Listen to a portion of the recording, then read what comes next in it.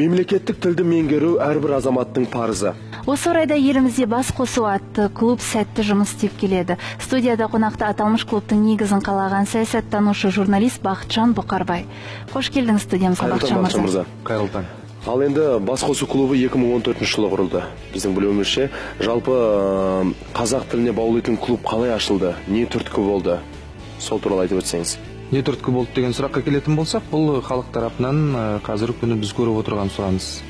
Алматыда өтеді, алматылықтар тарапынан туындап жатқан сұраныстың өзі осы клубты дүниеге алып келді деп айтуға болады. Біздің білуімізше, бұл клубқа келетін оқушыларға, яғни сабақ берілмейді, дәріс берілмейді, яғни олар келіп, тек қана емін-еркін әңгімелеседі, иә? Бұл қаншалықты дұрыс тәжірибе деп ойлайсыз? Бізге келушілердің орта жасы ол 25-тен 40 аралығы. Яғни бұлар білімін алған, қазір белгілі жерде жұмыс істеп жүрген ересек азаматтар.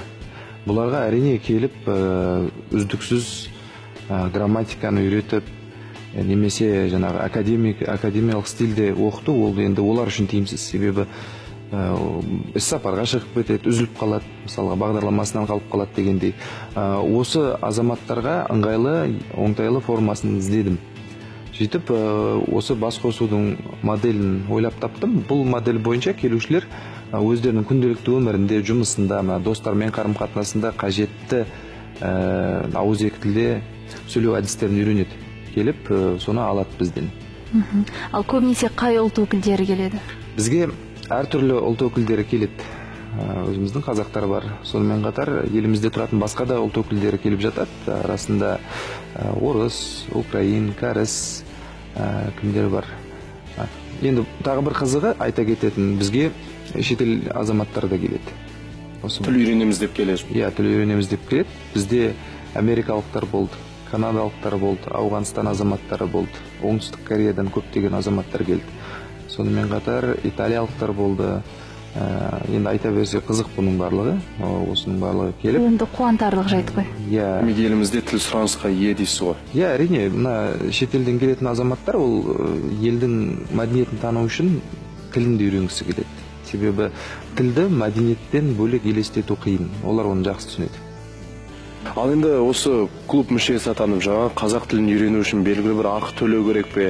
Және сіздің осы клуб мүшесі атанған азаматтар қаншалықты қазақ тілін жетік меңгерді? Менің өзімнің жеке ұстанымым, бізге келушілер қазақ тілін тегін үйрену керек. Бұны біз өз күшімен, өз энтузиазм негізінде алып келе жатырмыз. Шынын айтқанда, бұл азаматтық борыштың бір көрінісі шығар. Себебі біз барлығымыз мемлекет ішінде азаматтарымыз қазақ тілін меңгеріп, ана тілімізде сөйлегенін қалаймыз. Бірақ егер тек сөз жүзінде осы мәселені көтере берсек, жабулы қазан жабулы болып қала береді. Мен қазір бұл жобаны жалғыз өзім жүргізіп келе жатқан жоқпын. Мен ашқаннан кейін ерікті ретінде, волонтер ғой, ерікті ретінде екі жігіт қосылып арқау болып келе жатыр. Есімдерін айтып кетейін: Бақытжан Мұхамедиұлы және Ерден Зікібай деген керемет осы қазақтың намысшыл дарынды жігіттер. Осы жігіттердің арқасында клубымыз жұмыс істеп жатыр деп айтуға болады. Жетістіктердің 50% осы жігіттердің еншісінде, еңбектері өте зор. Бақытжан мырза, студиямызға келіп қонақ болғаныңызға үлкен рахмет. Жұмысыңызға тек қана сәттілік тілейміз. Бас қосу клубы өркендей берсін. Рахмет.